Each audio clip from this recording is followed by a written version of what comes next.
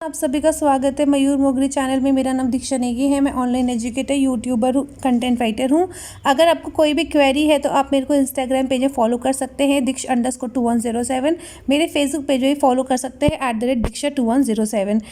Video की शुरुआत करने से पहले मैं आपको MM अकेडमी ऐप के बारे में बताना चाहती हूँ। इस ऐप में आपको बहुत सारे कोर्सेज देखने को मिलेंगे जो कि UPSC और अदर गवर्नमेंट कंपैरेटिव एग्जाम्स के रिस्पेक्ट में काफ़ी इंपॉर्टेंट है। यहाँ पे modern history, geography, ancient history, Indian polity, ethics का कंप्लीट कोर्स आपको देखने को मिलेगा। और साथ ही साथ फ्यूचर में ऐसे और भी सारे कोर्सेज शुरू होने वाले हैं। जैसे अभी रिसेंटली हमारा यहाँ पे करंट अफेयर्स का कोर्स शुरू हो चुका है। सबसे खास बात इस ऐप की ये है कि यहाँ पे वीडियो लेक्चर्स देखने के साथ साथ उनका मटेरियल PDF फॉर्म में जब मन चाहे डाउनलोड कर सकते हैं। तो आज हम अपना जो लास्ट चैप्टर हमने किया था, पॉलिटी किया था, चैप्टर 3, उसको आज हम कंटिन्यू करेंगे। ये हमारा सेकंड पार्ट है और इसको आज हम कंप्लीट करेंगे। तो पार्लियामेंट्री कमिटीज़, तो बेसिकली जो हमारे पार्लियामेंट के 2 हाउसेज हैं, ये तो आप जानते ही हैं, तो लोकसभा एंड राज्यसभा दोनों में पार्लियामेंट्री कमिटीज़ आपको देखने को मिलेंगी। लेकिन उनका अपॉइंटमेंट कैसे, उनका पूरा प्रोसीजर होगा, how it is going to work, ये थोड़ा सा डिफरेंट होता है। बट थोड़ा बहुत डिफरेंट होता है, ऑलमोस्ट सिमिलर ही होता है, क्योंकि हमारे दोनों हाउसेज़ के जो रूल्स हैं वो डिफरेंट हैं। तो वो रूल्स के हिसाब से, यानी कि जो रूल्स है, जैसे लोकसभा का जो रूल्स है उसके हिसाब से कुछ जो प्रोसीजर होंगी, तो इस वजह से उसकी पार्लियामेंट्री कमेटीज़ का एक आध वर्क थोड़ा सा डिफरेंट होगा एज़ कम्पेयर टू राज्यसभा। और ये दोनों हाउसेस की जो पार्लियामेंट्री कमेटीज़ है, इसके बारे में कॉन्स्टिट्यूशन मेंशन है अंडर आर्टिकल 118 क्लॉज 1।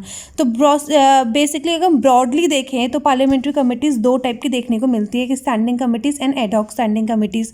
दोनों में डिफरेंस क्या है? डिफरेंस ये है कि जो स्टैंडिंग कमेटीज़ होती हैं ये मोर और लेस कंटिन्यूअस होती हैं, ठीक है। इनका काम ये हर साल इलेक्ट होती है, अपॉइंट होती हैं, एंड पीरियोडिकली या तो अपॉइंट होती हैं और कंटिन्यूस आपको देखने को मिलेंगे। सबसे इंपॉर्टेंट 3 हमारी कमिटीज़, स्टैंडिंग कमिटीज़ है that are related to finance.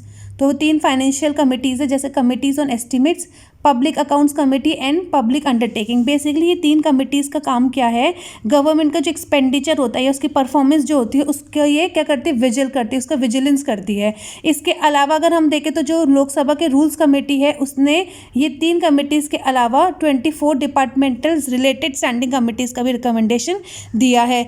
अगर हम बात करें एडहॉक कमिटीज़ की, तो एडहॉक कमिटीज़ जो हैं वो भी स्टैंडिंग कमिटीज़ जैसी होती हैं, बट इतनी ज़्यादा कंटिन्यूस नहीं होती हैं। इनको कभी कभी बनाया जाता है, तो ये टेम्पररी बेसिस में बनाई जाती है एंड टेम्पररी टाइम के लिए काम करती हैं। तो अगर हम इसकी कैटेगराइज करें तो स्टैंडिंग कमिटीज़ को हम 2 कैटेगरी में डाल सकते हैं। एक कमिटीज़ ऐसी जिनको तब बनाया जाता है जब हमें कोई स्पेसिफिक सब्जेक्ट की रिपोर्ट के बारे में इंक्वायर करना होता है, उसमें डिटेल्ड एनालिसिस की हमें ज़रूरत होती है। तो उस टाइम पीरियड के लिए जब हम एक कमेटी बनाते हैं फॉर द टाइम बिंग, तो एडहॉक कमेटी होती है। सेकंड, अगर कोई इंपॉर्टेंट बिल है उससे रिलेटेड हमें डिटेल डिस्कशन करना है, तब हम यहाँ पे दूसरी कमेटी बनाते हैं। तो ये 2 केसेस में आपको मोस्टली एडहॉक कमेटीज़ देखने को मिलेंगी, जो कि टेम्पररी बेसिस में होती है। एक बार ये काम कंप्लीट हो गया तो उसके बाद फिर ये काम जो कमेटी होती है वो डिसॉल्व हो जाती हैं।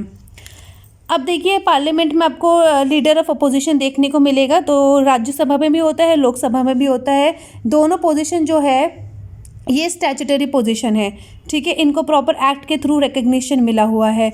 वहीं अगर हम बात करें गवर्नमेंट बिजनेस इन पार्लियामेंट, यानी कि देखिए अब हमारे पार्लियामेंट में कैसे काम होगा, कैसा वर्क होगा, इसके भी प्रॉपर रूल्स होते हैं। तो ministry of parliamentary affairs it is interested, ठीक है। तो how parliament is going to work, तो उसकी पावर किसके पास है, ministry of parliamentary affairs. It is interested with coordinating, planning and arranging government business in both houses of parliament, यानी कि लोकसभा में भी एंड राज्यसभा में किस तरह से सारा गवर्नमेंट का काम अरेंज होगा, किस तरह से प्रॉपर बिजनेस को कंडक्ट किया जाएगा, इसका काम किसको दिया गया है, मिनिस्टर ऑफ पार्लियामेंट्री अफेयर्स।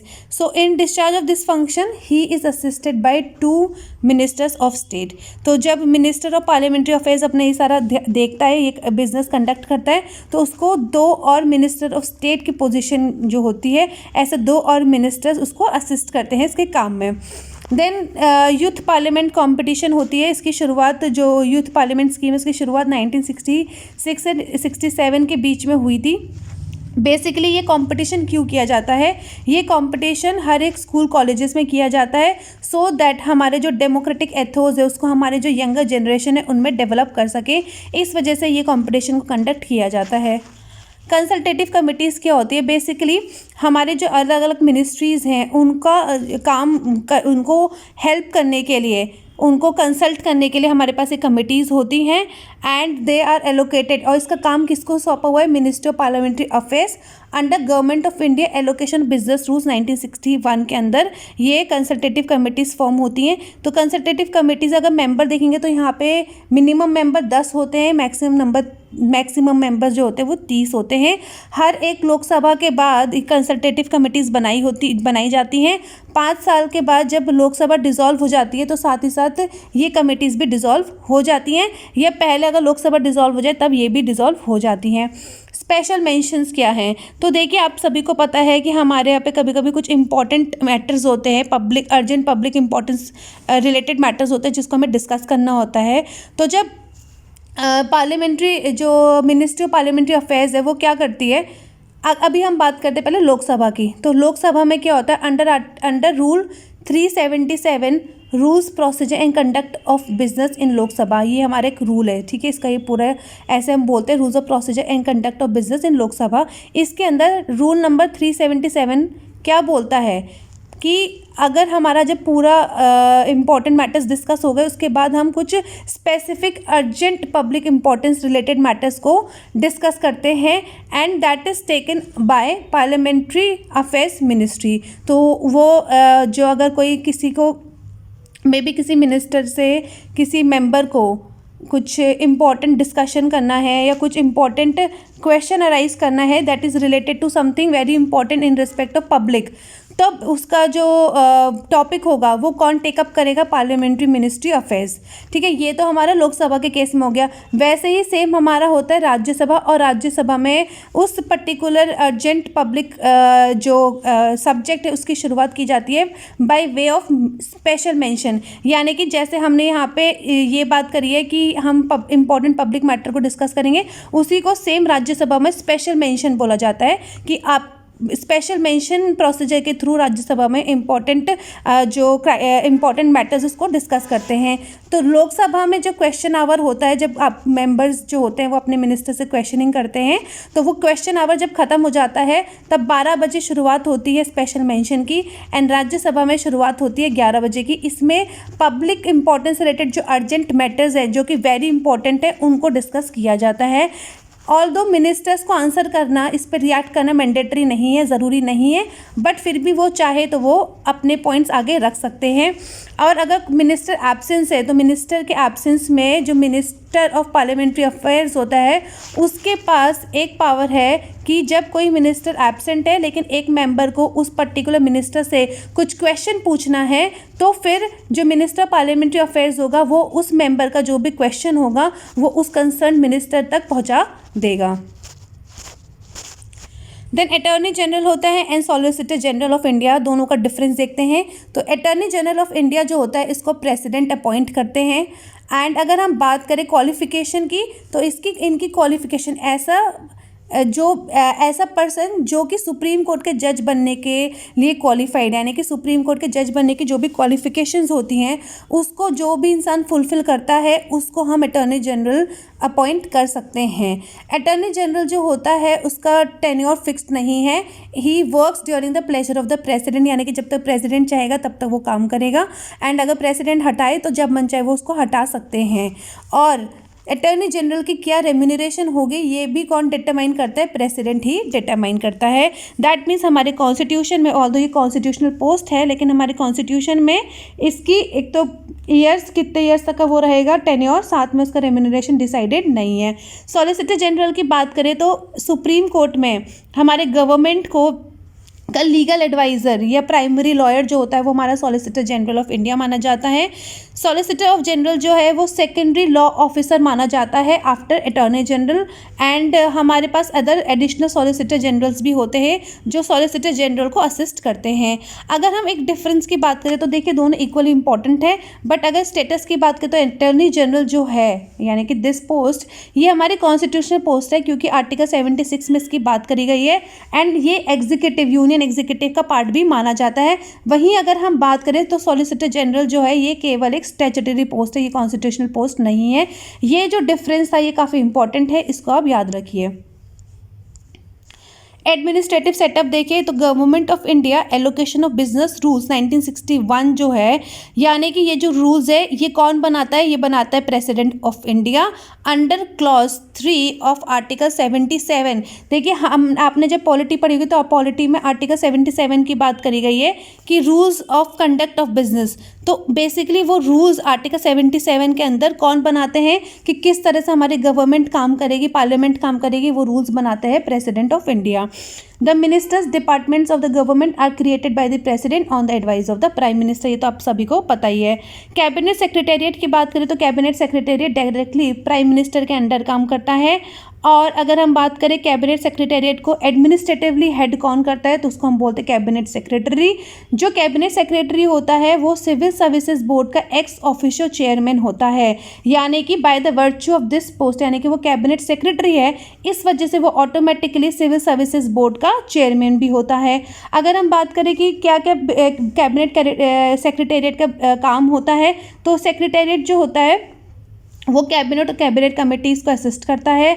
जो बिजनेस हमारे रूल्स है हमारे बिजनेस के कि हाउ यानी कि ये जो हमने यहाँ पे रूल्स डिस्कस किए थे हमारे जो पार्लियामेंट के रूल्स हैं and that how the government is going to work, उससे रिलेटेड जो रूल्स हैं उसको भी ये क्या करता है, असिस्ट करता है। एंड साथ ही साथ अगर हम बात करें तो डिफरेंट जो मिनिस्ट्रीज़ हैं और उनके बीच में जो कोऑर्डिनेशन है उसको भी ये क्या करता है, इंश्योर करता है। एंड साथ ही साथ डिफरेंट मिनिस्ट्रीज़ को डिसीजन मेकिंग में असिस्ट करता है। कैबिनेट सेक्रेटरीज की बात करें तो it ensures that president, vice president and ministers are kept informed of the major activities of all departments of ministries. तो क्या करते हैं, जितने भी मिनिस्ट्रीज़ या डिपार्टमेंट्स होती हैं उनकी जो भी डे टू डे वर्क है या कुछ भी इंपॉर्टेंट मैटर्स है तो वो कैबिनेट सेक्रेटेरिएट की ड्यूटी होती है कि वो प्रेसिडेंट, वाइस प्रेसिडेंट और मिनिस्टर्स को इन चीज़ों के बारे में डिफरेंट डिपार्टमेंट्स और मिनिस्ट्रीज़ के वर्क के बारे में टाइम टू टाइम इन्फॉर्म करता रहे। तो ये इसके इम्पॉर्टेंट फंक्शंस होते हैं। National authority for chemical weapons convention की बात करें तो ये क्या है, ये हमारा जो कन्वेंशन है it is on the prohibition of the development, production, stock piling and use of chemical weapons. Basically अगर हम बात करें तो ये केमिकल वेपन्स जो होते हैं उसके स्टॉक पाइलिंग से रिलेटेड है, यानी कि इसके थ्रू प्रोहिबिशन किया गया है। ये एक इंटरनेशनल कन्वेंशन है, ठीक है। Convention on prohibition of development, production and stock piling and use of chemical weapons एक हमारी मल्टीलैटरल इंटरनेशनल ट्रीटी है जिसके तहत इसको हमने इसको साइन किया हुआ है इस ट्रीटी को। तो इस ट्रीटी के अंदर हमने ये नेशनल अथॉरिटी बनाई है जो कि नेशनल लेवल में इस कन्वेंशन को क्या करती है, एग्जीक्यूट करती है, देखती है। तो जो हमारा national authority chemical weapon convention है ये 1997 में क्या हुआ था, it was started in the year 1997।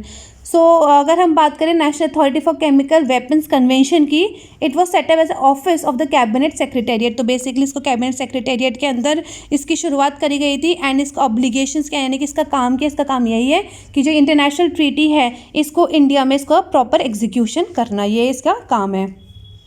National disaster management authority अगर हम बात करें तो 2005 में नेशनल डिज़ास्टर मैनेजमेंट अथॉरिटी की शुरुआत करी गई थी।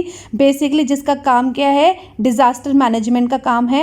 नेशनल लेवल पे बात करें तो it is headed by, this authority is headed by prime minister. अगर हम स्टेट जैसे नेशनल डिज़ास्टर मैनेजमेंट अथॉरिटी वैसे आपको स्टेट्स में भी स्टेट्स डिज़ास्टर मैनेजमेंट अथॉरिटीज़ मिलेंगी जिसको हेड करते हैं चीफ मिनिस्टर्स। और इनका काम क्या होता है, काम है to manage disasters in a proper and integrated approach, ठीक है, हमें डिज़ास्टर्स को मैनेज करना है, ये इसका मेन काम होता है। एनडीएमए जो है ये अपेक्स बॉडी, ये हाईएस्ट बॉडी है, ये different policies, guidelines and plans बनाता है for disaster management. Prime minister award for excellence in public administration, basically public administration में जो अच्छा काम करता है, एक्स्ट्राऑर्डिनरी काम करता है, उसको ये अवार्ड दिया जाता है। Administrative reforms and public grievances की बात करें तो department of administrative reforms and public grievances जो की है DARPG, ये एक नोडल एजेंसी है हमारे गवर्नमेंट ऑफ इंडिया की, जो बेसिकली क्या करती है, एडमिनिस्ट्रेटिव रिलेटेड रिफॉर्म्स एंड लेके आती है, और साथ ही साथ स्टेट गवर्नमेंट की जो भी एजेंसीज़ है या सेंट्रल गवर्नमेंट की जो भी एजेंसीज़ हैं उनसे रिलेटेड अगर पब्लिक को कोई भी शिकायतें, कोई भी ग्रीवेंसेस है, उसका जो सुझाव होता है, उसका किस तरह से उसको रिड्रेस करना है, उस प्रॉब्लम्स को सल्यूशन करना है, वो भी ये एक जो बोर्ड है, ये जो एजेंसी है, ये उसको देखती है। सिविल सर्विसेज डे की बात करें तो सिविल सर्विसेज डे हर साल 21 अप्रैल को मनाया जाता है। एंड इस समय जो सिविल सर्वेंट्स होते हैं उनको क्या बोलते हैं, उनको कहीं ना कहीं उनको कहीं ना कहीं सम्मानित किया जाता है ये डे सेलिब्रेट करके। और इसको ऑर्गेनाइज कौन करता है, इसको ऑर्गेनाइज यही डिपार्टमेंट करता है, department of administrative reform and public grievances in new Delhi. National conference on e governance की बात करें तो बेसिकली DARPG ही जो है, ये साथ में ministry of electronics and information technology के साथ मिलके या उसके साथ एक और कोई स्टेट गवर्नमेंट और मिलती है, तो ये तीनों मिलके ये जो नेशनल कॉन्फ्रेंस है इसको ऑर्गेनाइज करते हैं, और इसकी शुरुआत 1997 में करी गई थी। बेसिकली ये एक प्लेटफॉर्म है जहाँ पे डिफरेंट IT से रिलेटेड एक्सपर्ट्स और इंटेलेक्चुअल्स जो होते हैं वो आते हैं, and they talk about various e governance initiatives. ठीक है, यहाँ पे अपने अपने वो लोग व्यू पॉइंट्स रखते हैं ई गवर्नेंस इनिशिएटिव से related. National e governance service delivery assessment की बात करें तो इसका एम क्या है, इसका एम है कि जो स्टेट्स, यूटीज़ और गवर्नमेंट के सेंट्रल मिनिस्ट्रीज जो हैं उसको हम असेस करेंगे इन टर्म्स ऑफ, यानी कि how better it is working, कितने अच्छे से वो काम कर रही है in terms of e governance service delivery. तो ई गवर्नेंस सर्विस डिलीवरी में different states, UT, central ministries किस तरह से काम करती हैं उसका असेसमेंट ये करता है। बेसिकली यूनाइटेड नेशन का एक रिपोर्ट आती है, और एक ऑर्गेनाइजेशन, UN का ऑर्गेनाइजेशन है United nation, department of economic and social affairs, ये हर साल अपने एक सर्वे कंडक्ट करता है जिसमें वो क्या करता है, ई गवर्नेंस हर एक कंट्रीज़ का कैसा काम करता है उसको एनालाइज करके अपनी रिपोर्ट देता है। 2000 ये हर 2 साल में एक्चुअली रिपोर्ट आती है। अगर हम 2014 में बात करें तो इंडिया की रैंकिंग थी 118, वहीं 2018 की हम बात करें तो आउट ऑफ 193 कंट्रीज इंडिया की रैंक थी 96। तो आप देखिए कितना ज़्यादा इंप्रूवमेंट हुआ है in terms of e governance service delivery. E office project की बात करें तो ये मिशन मोड प्रोजेक्ट है। ठीक है, ये एक मिशन मोड प्रोजेक्ट है जिसको डिजिटल इंडिया, हमारा जो प्लानिंग है ना, डिजिटल इंडिया प्रोग्राम आप सभी ने सुना होगा, उसके अंदर इसका शुरुआत करी गई है, इसको एग्जीक्यूट किया जा रहा है। बेसिकली इसका एम क्या है, इसका एम है to increase the usage of work flow and rule based file routing and reporting components. ठीक है, तो कैसे हमारा सारा जो काम है वो डिजिटली हो, जैसे डिजिटल सिग्नेचर्स या ई लॉकर आपने सुना होगा, तो ये कैसे हमारा सारा काम डिजिटली हो सके, बेसिकली ये इससे रिलेटेड प्रोजेक्ट है under digital India plan. Commonwealth association for public administration management क्या है, बेसिकली इसके अगर हम हेडक्वार्टर की बात करें तो इसका हेडक्वार्टर कनाडा में है।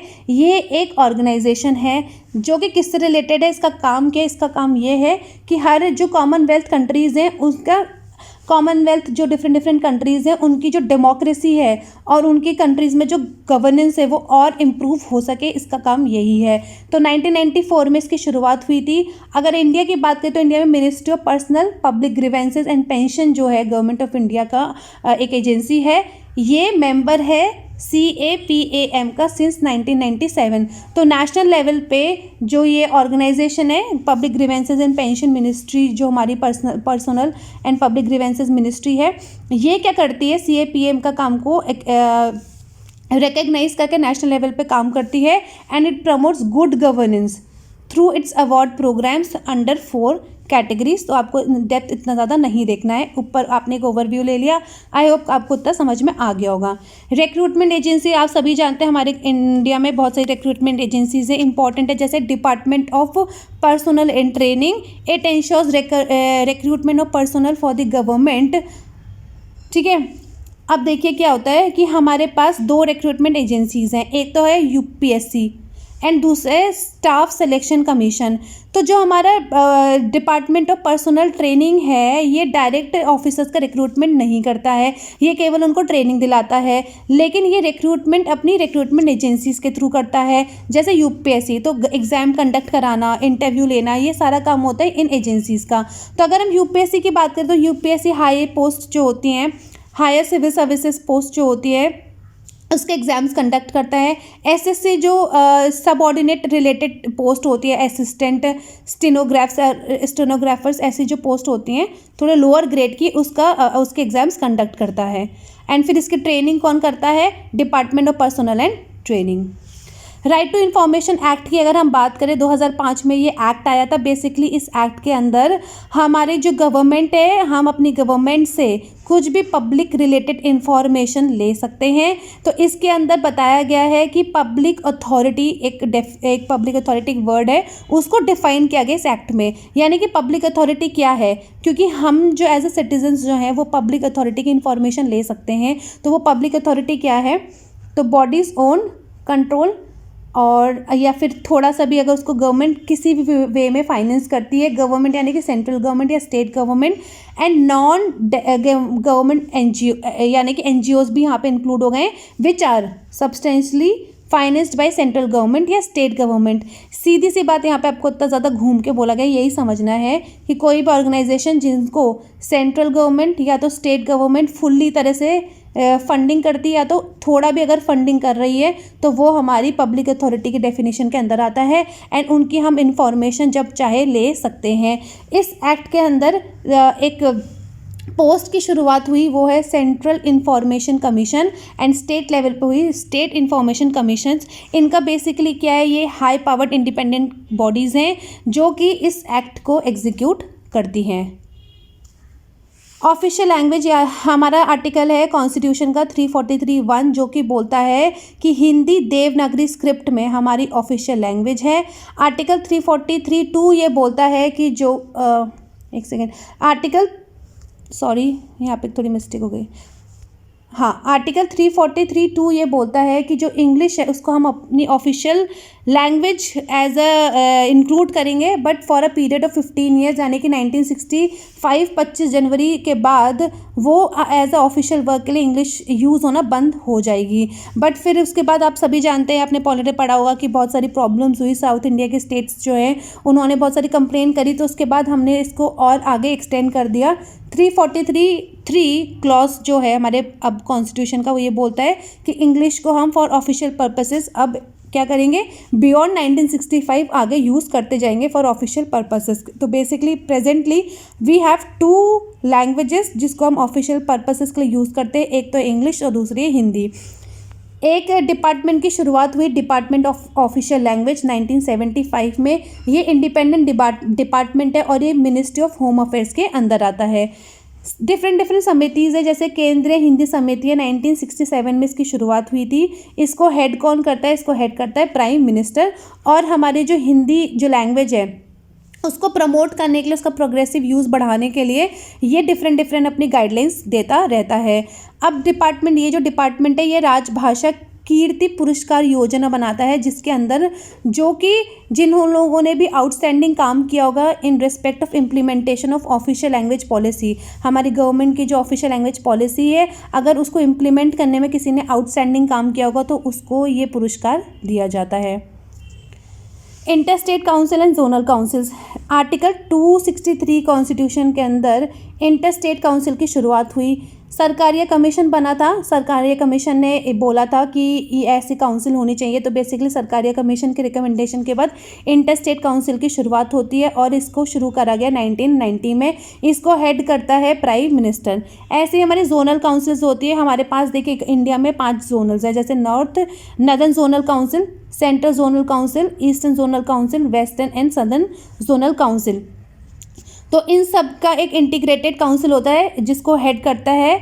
और वैसे इसकी शुरुआत देखिए जो हमारा स्टेट्स रीऑर्गेनाइजेशन एक्ट 1956 उसके अंदर इसकी शुरुआत हुई, उस एक्ट के अंदर इसकी शुरुआत होती है। और इसको हेड कौन करता है? Union home ministers.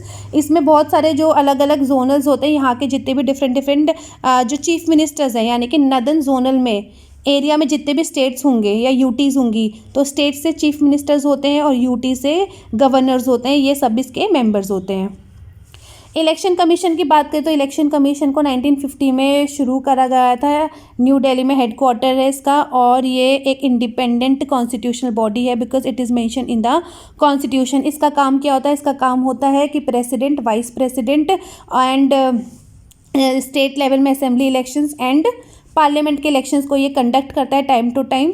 अगर हम इसके अदर फंक्शंस की बात करें तो election symbols reservation allotment order 1968 के अंदर, यानी कि इन रूल्स के अंदर, इस ऑर्डर के अंदर कमीशन को एक और पावर दी गई कि जो पॉलिटिकल पार्टीज़ है at national and state level, उसका रिकग्निशन भी कौन करता है? इलेक्शन कमीशन करता है। और ये डिफरेंट पॉलिटिकल पार्टीज़ को इलेक्शन सिंबल्स भी प्रोवाइड करता है। अगर कभी पॉलिटिकल पार्टी में कोई स्प्लिट या मर्जर हो जाता है, यानी कि दो पार्टी, अगर एक पार्टी स्प्लिट हो जाती है दो में, या दो पार्टीज जुड़ जाती हैं आपस में और इनके बीच में कोई डिस्प्यूट होता है, तो उसको भी रिजॉल्व कौन करता है? इलेक्शन कमीशन करता है। स्टेट लेवल पे अगर हम बात करें तो स्टेट लेवल के जब इलेक्शंस होते हैं उसको सुपरवाइज करने के लिए election commission chief electoral officer का क्या करता है? उसको अपॉइंट करता है, चीफ इलेक्टोरल ऑफिसर को अपॉइंट करता है the state level and among senior civil servants. तो स्टेट गवर्नमेंट के जो सिविल सर्वेंट्स होते हैं, सीनियर सिविल सर्वेंट्स ऑफिसर्स जो होते हैं, उनको चीफ इलेक्टोरल ऑफिसर बनाया जाता है to conduct the election at the state level by election commission. Election commission of India launched India international institute democracy and election management and it is an advanced resource centre. ठीक है, ये एक resource centre है that is related to research, training and extension of for electoral democracy and election management and the institute presently functions from new Delhi. तो बेसिकली ये एक institute है जिसकी शुरुआत इलेक्शन कमीशन ने की थी दिल्ली में। और ये जो इंस्टीट्यूट है ये क्या करता है? इलेक्टोरल डेमोक्रेसी या इलेक्शन मैनेजमेंट से रिलेटेड ये लोगों को ट्रेनिंग देता है, इस पर रिसर्च करता है। So kind of it is a institute that is related to election management. Chapter यहाँ पे ओवर हो गया है। नेक्स्ट चैप्टर हमारा 4th है जिसमें हम एग्रीकल्चर के बारे में पढ़ेंगे। Thank you everyone. कोई भी डाउट है तो कमेंट बॉक्स में कमेंट करके पूछ सकते हैं एंड ऑल द बेस्ट।